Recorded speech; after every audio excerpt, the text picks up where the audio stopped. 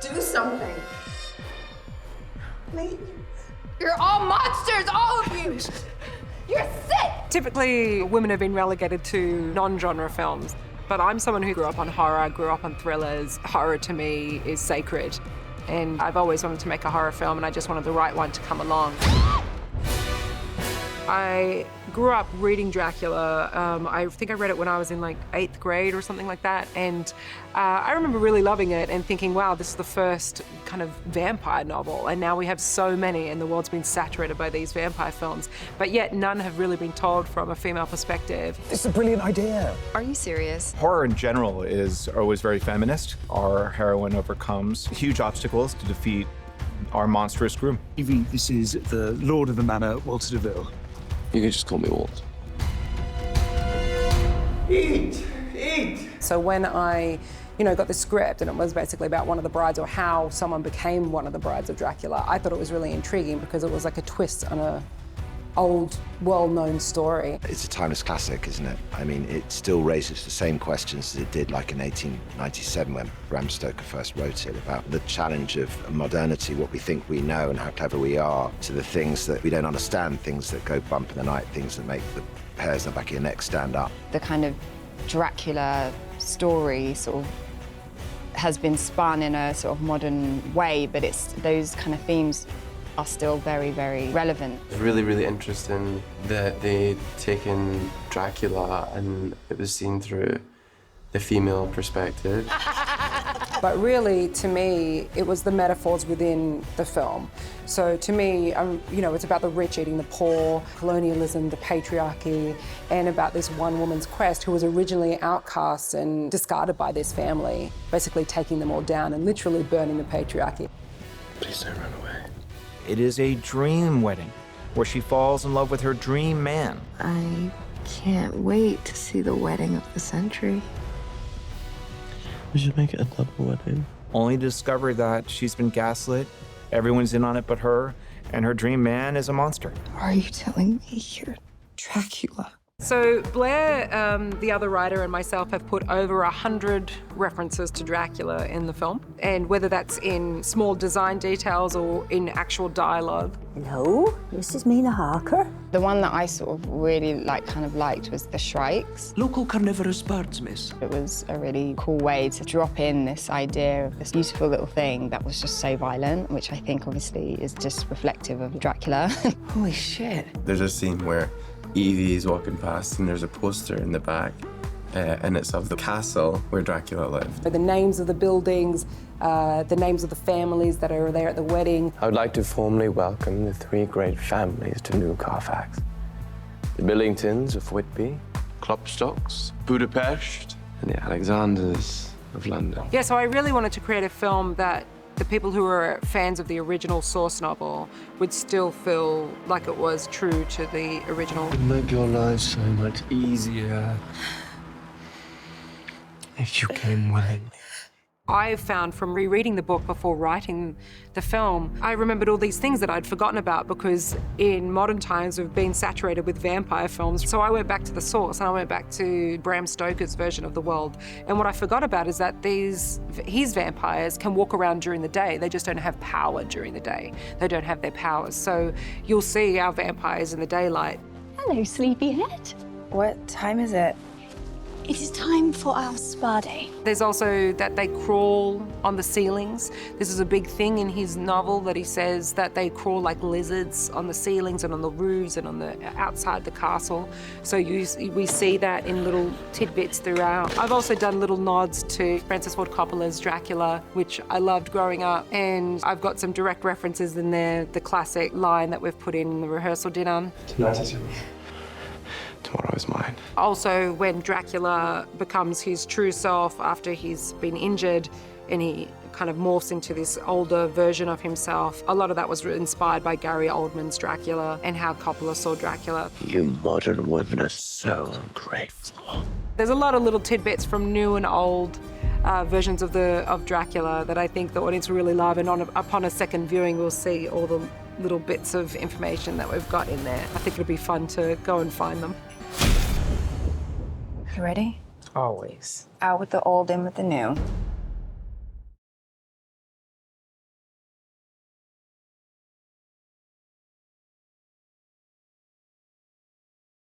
And roll sound. We honestly have the most beautiful and the most talented cast in the world.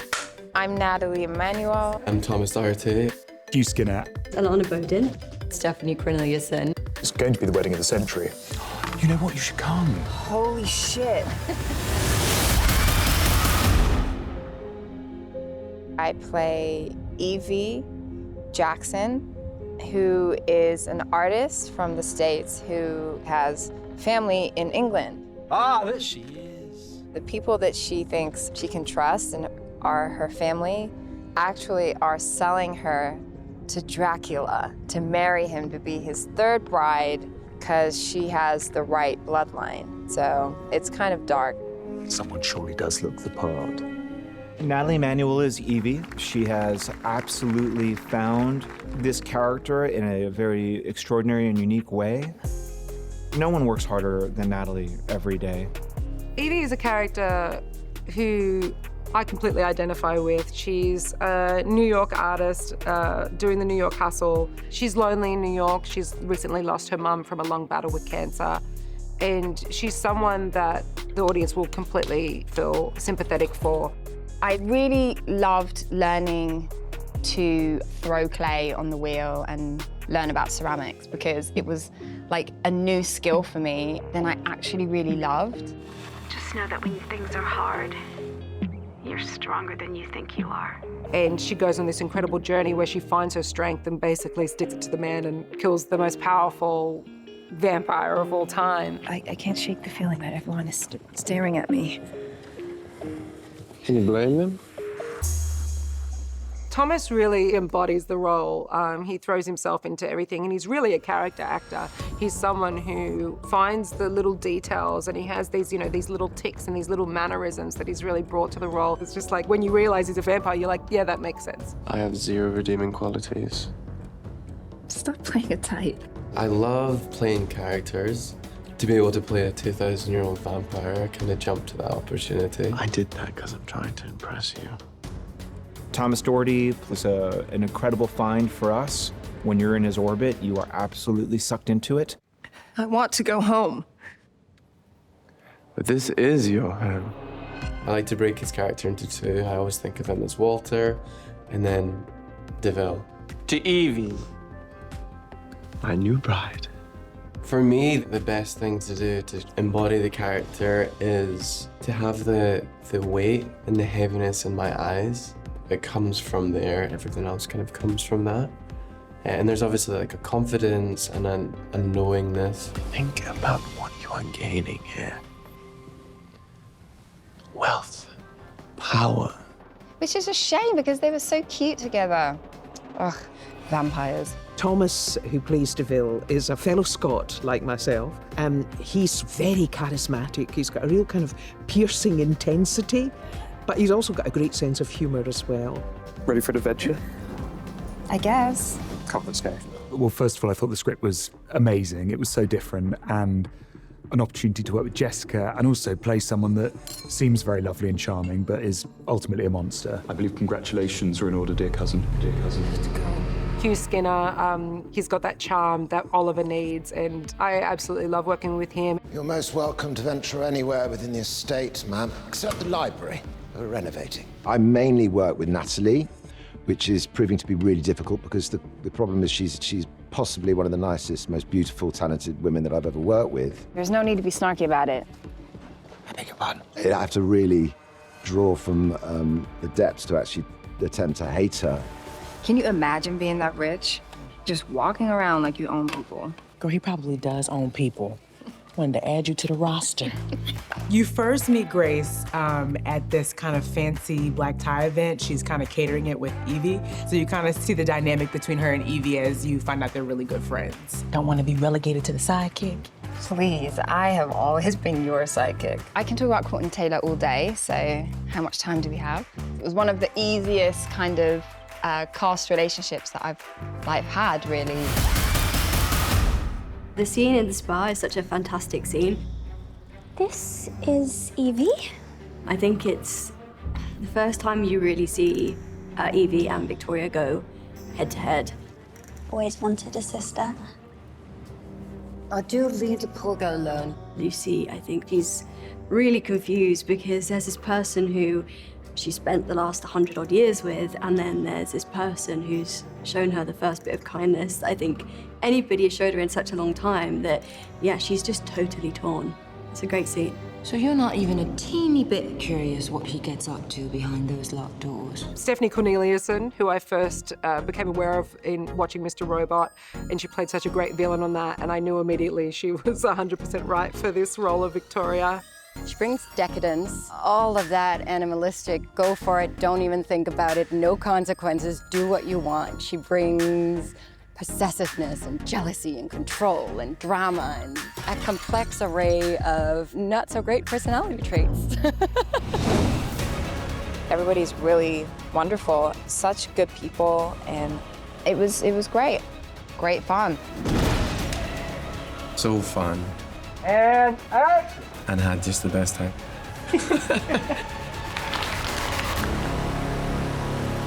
Cut.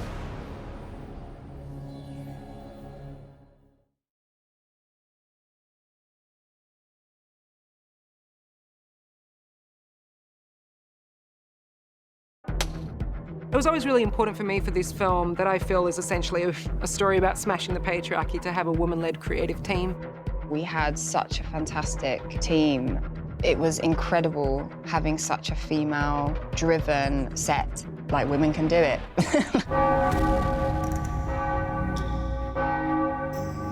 I mean, really, there's duality throughout the whole film. So we have this nightmare and this fantasy, and we put it in everything from the design to the lighting to the costumes. You know, we've tried to capture that duality. There's also, you know, the prey and the predator, or the hunter and the hunted. There's the upstairs and the downstairs world.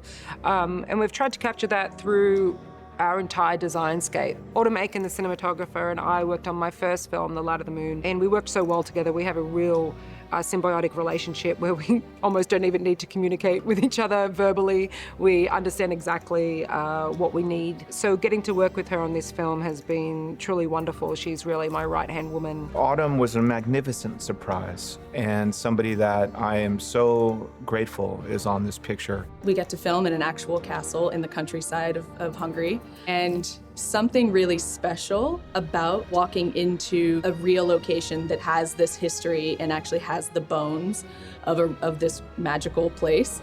And, you know, we have to put our own touch on it, and we updated some things, but overall, it was just perfect. When you pull up to a building like the mansion that we filmed in, it's so grand and opulent. It makes such a difference being in that environment, having all that energy around you with the props and the light and then just the building you're in. The sets have absolutely created this feeling of beauty, but if you start looking a little closer, you see how evil they are, too. Everything that is beautiful is dangerous. Felicity Abbott, our production designer, has really gone all out with these sets. This is a sort of Tudor Gothic-inspired set, you could say.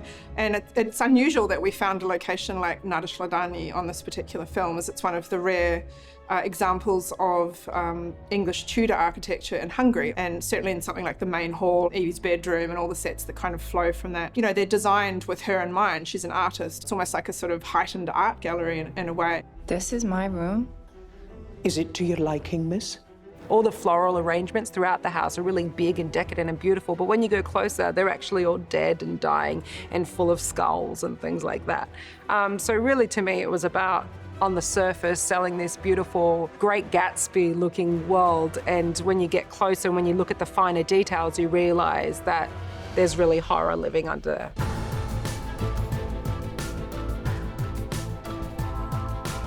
Danielle Knox, our costume designer, these costumes are stunning. She's, you know, absolutely, I gave her some incredible creative briefs. The fashion, I mean, please. Evie is very much a product of her time, so she wears vintage.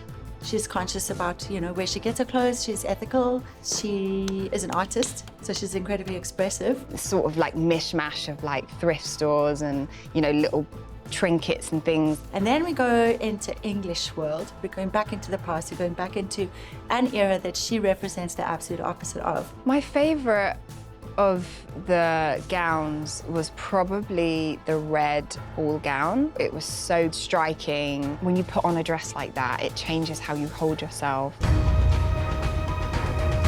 Nora Robertson, our hair and makeup designer, she's been a pleasure, such a pleasure to work with, and has really created so many of these unique looks that we have for each of our characters. Well, the inspiration is Old Hollywood plus current. It's a mishmash of eras because the women are so glamorous, especially Lucy and Victoria. They're very classic.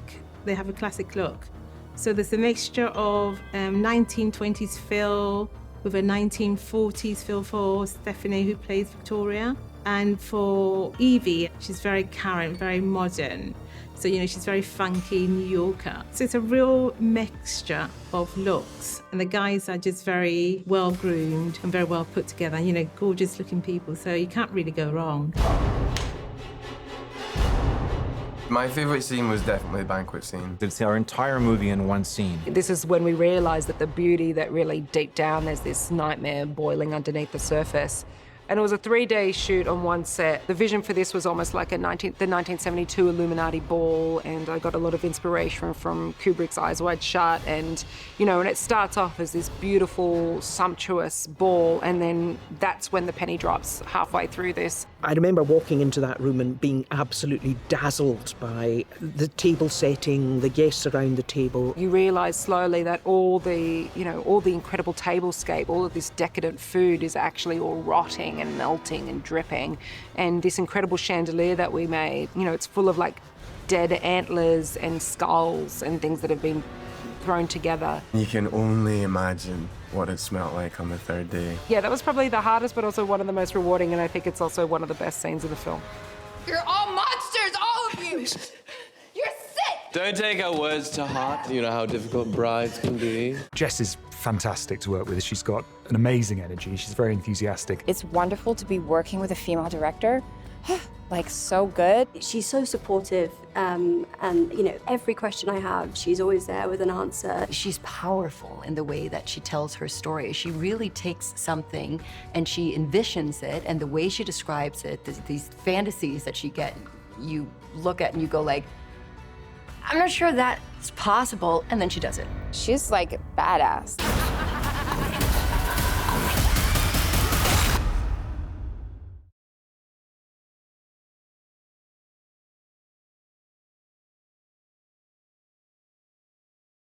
Hey, Mark. And action. Sorry. Look at him up again.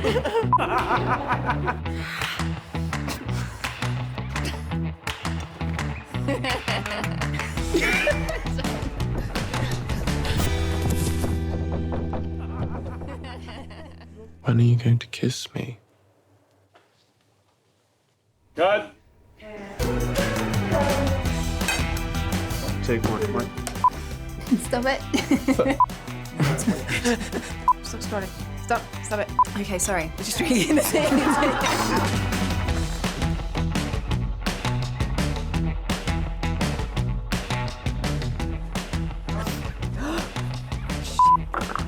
Sorry. It's open to interpretations. That's really awful. I'm sorry.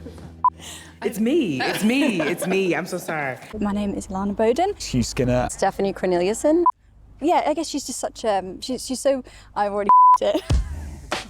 Don't worry. And in that, this is in the... Oh my God, what am I talking about? Sorry. But it's never been told from the female perspective. Ow!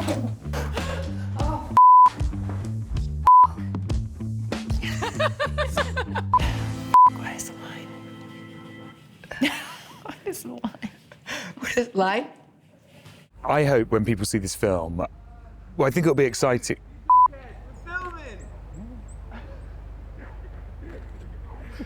He's lying. He's a vampire. That was funny.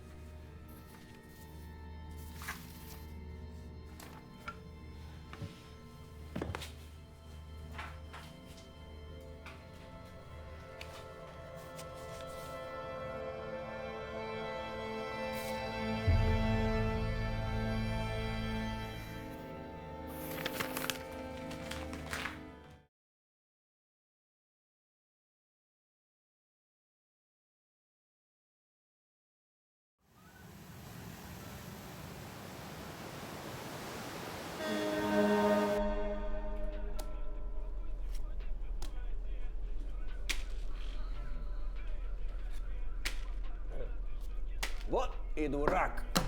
Хрен собачий. Подстава. Clar ты не виноват, а? Принеси-ка нам золотую наклейку. Я плачу. Да. Заплатишь. Да. Как заплатишь?